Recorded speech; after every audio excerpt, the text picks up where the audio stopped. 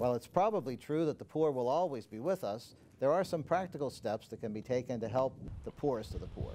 We'll talk about some of those ideas next on Global Perspectives. This program is made possible, in part, by funding from the UCF Global Perspectives Office, the Global Connections Foundation, and the India Center at UCF.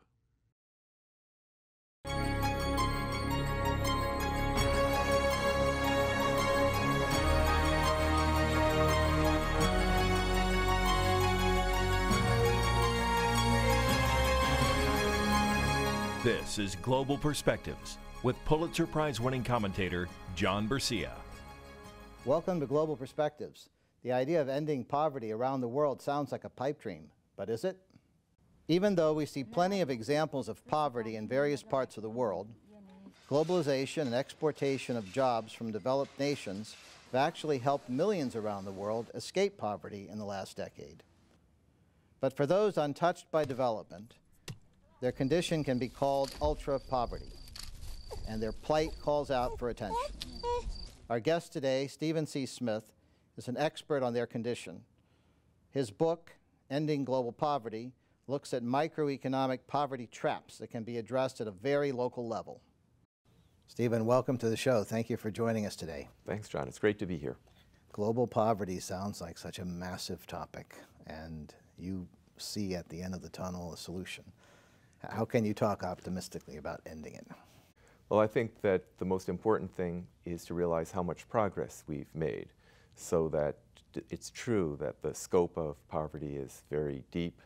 It's not just income, it's compounding factors that also keep income low, but also keep the quality of life poor, whether it's health and nutrition problems, education, exclusion of people, disempowerment, if you want to say, of people. So the scope of problems is very great, but the progress has been great. Over the last 30 years, we have gone from about 40% of the world's population in extreme poverty to about half that, to about 20%.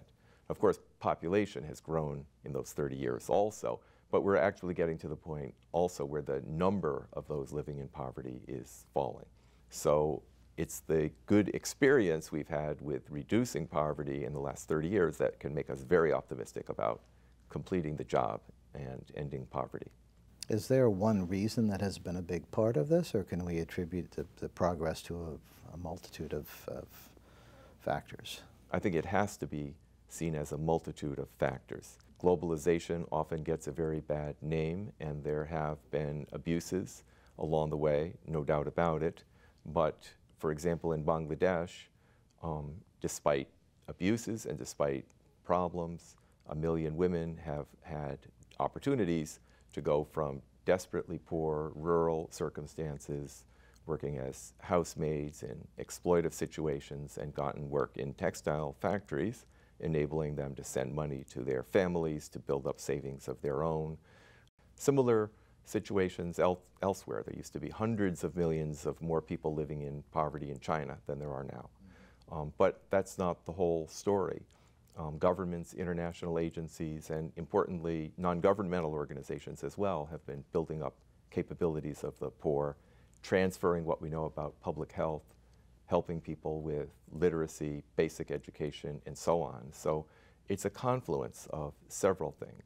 You mentioned globalization. Can you define globalization in this particular context? Yeah, I think it's important to say economic globalization. Globalization means many things to many people and is used in many ways. So one is that the rest of the world watches American movies, or now Bollywood movies. I simply mean greater opportunities to sell your products to the rest of the world, and greater opportunities to have foreign investors who might know something about the business come and invest and employ in your country. That's the main focus when I use the term. And is this a process without end? Globalization in various forms has been going on for a long time, and then we saw its acceleration in the latter part of the 20th century, and then a bit of a stall after 9/11. But is there anything that can stop globalization, or do you see it as just continuing?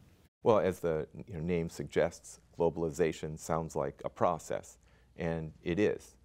You can't really say that it's unstoppable in the sense that there was more globalization before World War I than there was for several decades after it, with the World Wars and the Depression in between, and more protectionist policies after World War II, and so on. But there's some very strong forces out there encouraging globalization, of which information communication technologies is a big one. I mean, it's very hard to keep information from flowing across countries, and it's very easy for countries to trade together, with costs also of transportation having fallen. So I think we'll see increasing integration, and it's really a question of getting the most benefit out of that for reducing poverty. Tell us about some of the places you visited where you faced, or others faced appalling challenges, and how they were able to overcome them. One very telling example is Bangladesh. So when I was a kid growing up, it was called the basket case of the world. It was the poorest country in the world. It had rapidly growing population. It had low productivity in agriculture. The majority of the people were illiterate. The famine and its aftermath were just touching upon the extent of malnutrition. The question was, could this country ever develop in its circumstances? And the progress it's made is just tremendous. It's made enormous progress in lowering the number of people living at low income levels. Literacy has grown.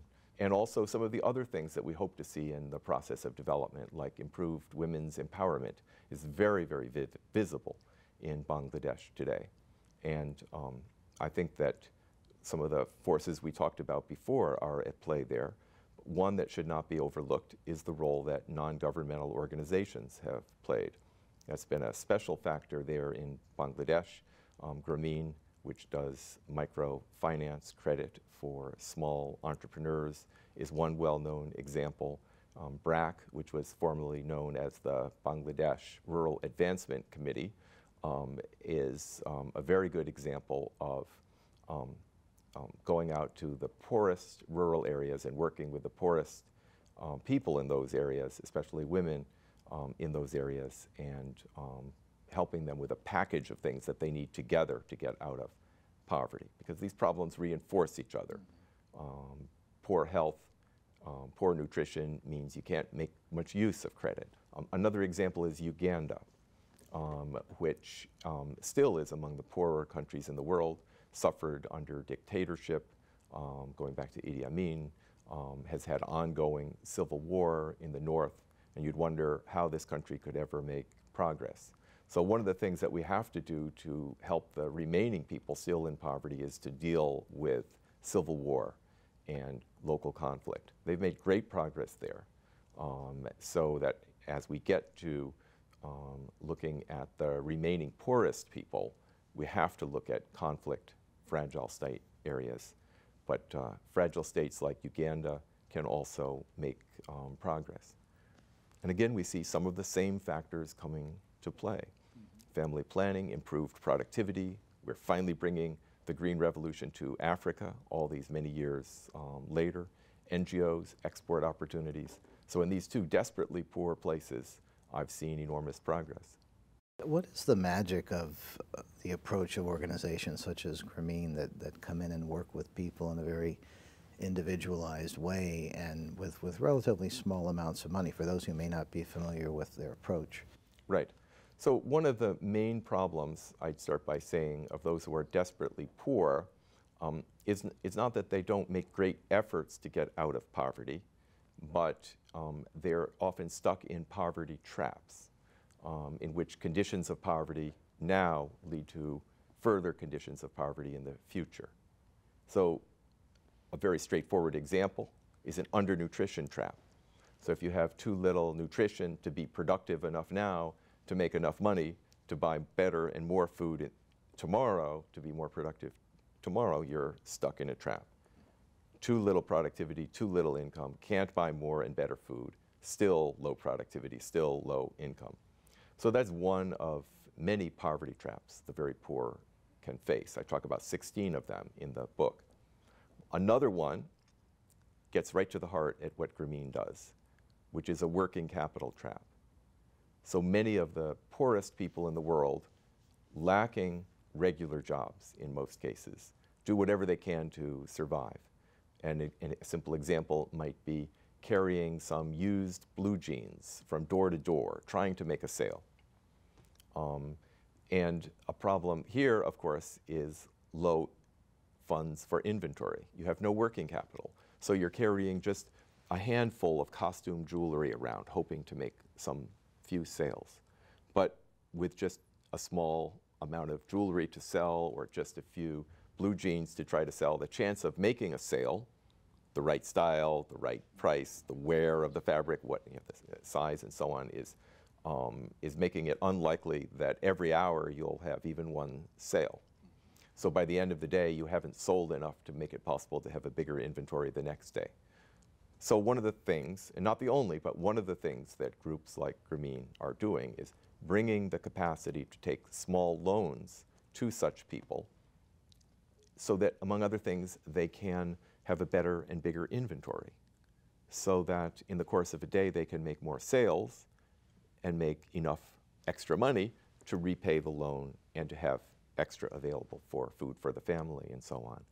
But when you think about all the concerns that lenders have in the United States, for example, especially with individuals who may not have the best credit, why is it that these microloans succeed?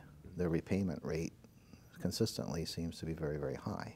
Yes, of course there are some exceptions where there are problems, but the repayment rate is very impressive. Well, I think there are different reasons for this. When the microfinance institution is quite worried about this, they often use joint liability. This isn't always the case, but it's very common in getting started. So the Grameen Bank originally would make a loan to 5 women, and they would essentially co-sign each other's loans. And you would sign on to co-sign only with women that you knew that these people were likely to work hard, would be determined not to fail, were smart, entrepreneurial. And so when they are kind of selecting each other as good lending bets, that's information, right? But there's also the incentive, because everyone's going to watch each other to make sure they don't go bankrupt, so I'm not left with that liability of repaying their loan. So that's one way of getting these things started. Another is you have no other source of credit. So it's not like you can max out one credit card and go get another. This is your source of credit. So you really want to repay this loan so you can get another loan. Have you encountered any situations that seem to you to be impossible? And how do you maintain your optimism in the face of such conditions? As we get toward the last billion and then half billion people who are in desperate problems of poverty, in some ways it's getting easier, in some ways it's getting harder.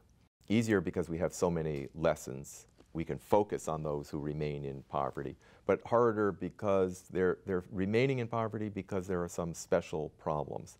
I think that one of the biggest ones has to do with conflict, but I think we're really going to have to focus on conditions in which, in addition to all the other problems we've talked about, illiteracy and poor nutrition and poor health and just low investment, low income possibilities, we also have the state fragility, the danger of violence. That's a compounding problem.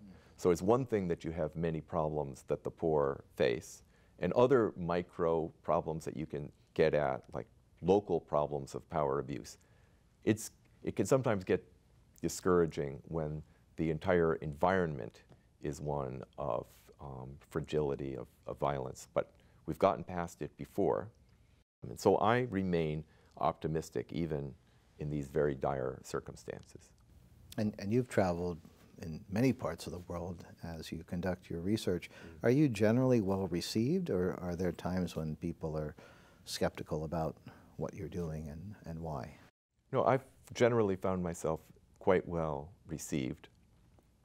Just being from a developed country sometimes makes people optimistic that you're there. One thing that I was taught to do very early on, and a lesson that I learned, which is that when you go to a village, You don't just go in unannounced and start talking with people. You first pay a courtesy visit to the local officials.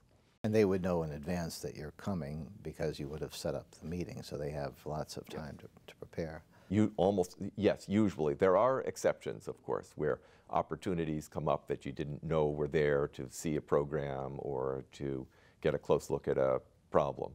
I've had pretty good luck in this, though I'm not someone to have thrown myself into high conflict, violent areas. That would be a different story that I've not done. That's part of I deal with my wife, that we have sort of a few no-fly areas, as she calls them. But for the most part, outside of conflict, I found myself pretty well received. But even in post-conflict areas, not every issue may be resolved. Things could flare up. That's true. Human security could become a serious problem. It can. Have you run into any situations like that? I've been very fortunate. You've been fortunate. I have been fortunate. I have never really felt at risk. Part of it may be the no-fly zone rule of my wife that I do follow, but I have often felt safer in some rural, very low-income areas than I have in some cities. How do you measure the progress we're making? You often hear people say, some years ago it was popular to say that even with all of the advances of globalization, 2/3 of the world's population consists of have-nots. And you know, where is that ratio now? And because you were talking about, you know, sometimes the easiest, but also the hardest part is that last billion. That's right. How close are we to that last billion?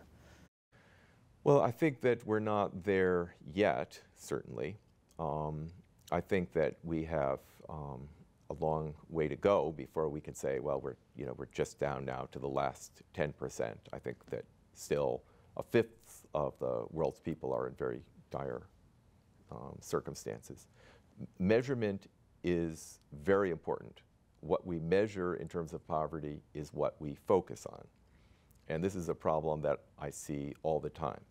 So without going into, without necessarily naming names, major aid agencies tend to want to be able to report, this is the number of people we brought out of poverty, or the fraction of the people who are poor has gone down, or the Millennium Development Goals that many have heard of say that the objective is to cut in half the fraction of people living on less than $1 a day.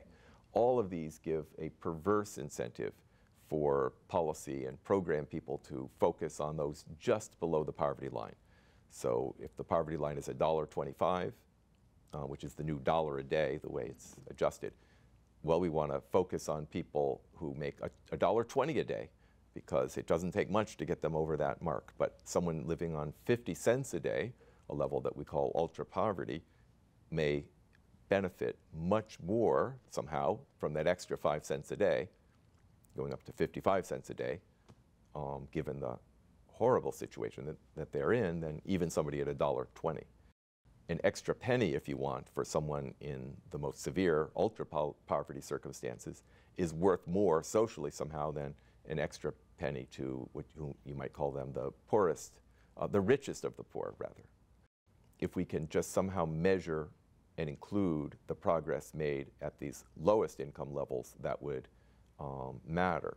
So if you're starting with a norm, well, that a poor person is at $1.20, and we say we've got a person out of poverty because they've come up to $1.25, it's a small amount, that 5 cents a day, too small for this example really, but we would want to say that you have a person equivalent reduction in poverty if people have made an equivalent gain who are in much more dire straits. And the other thing, of course, is poverty is multidimensional.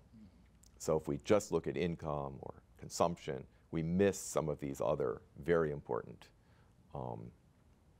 dimensions of poverty. So one very interesting thing that the United Nations Development Program has done is to introduce the multidimensional poverty measure. So they're all headline, right? So we always talked about nutrition and health and so on, and education. But the headline is, what about dollar a day poverty?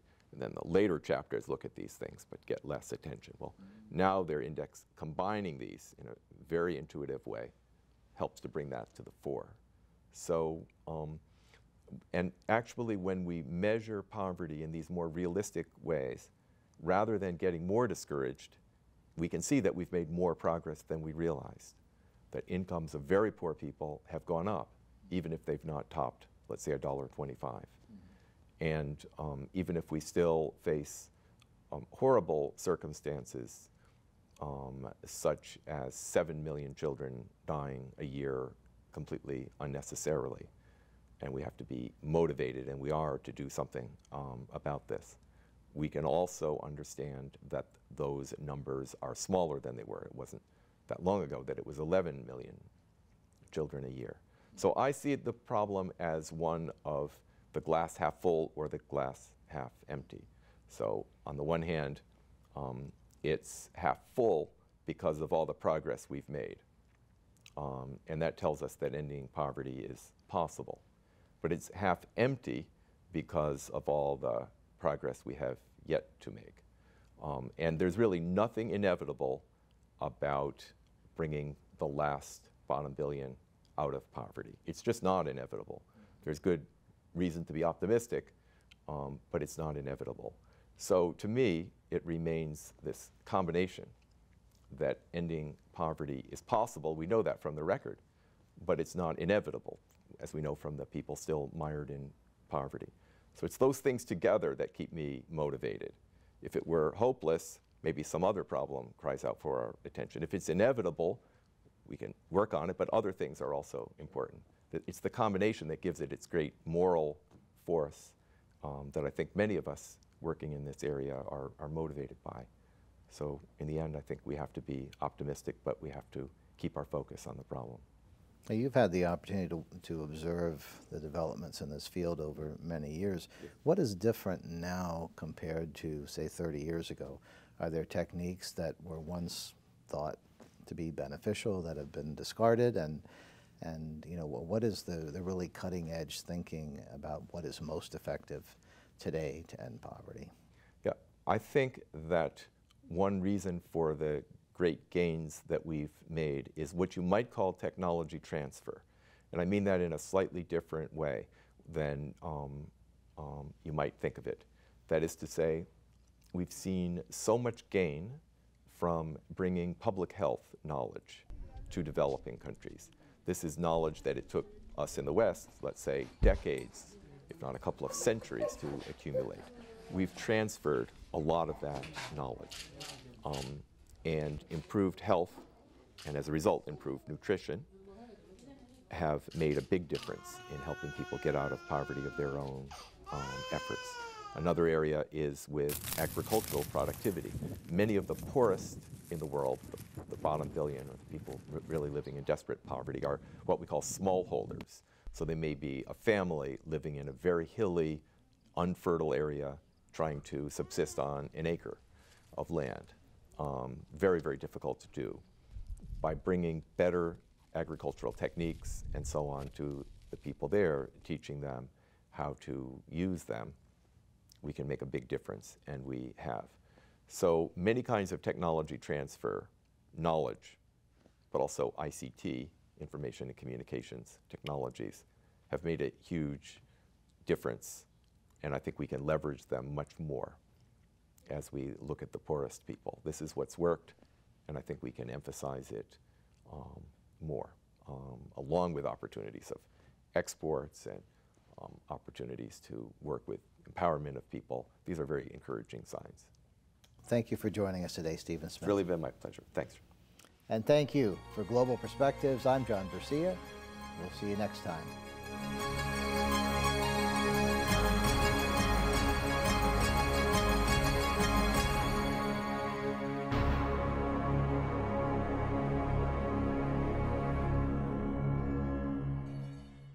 This program is made possible, in part, by funding from the UCF Global Perspectives Office, the Global Connections Foundation, and the India Center at UCF.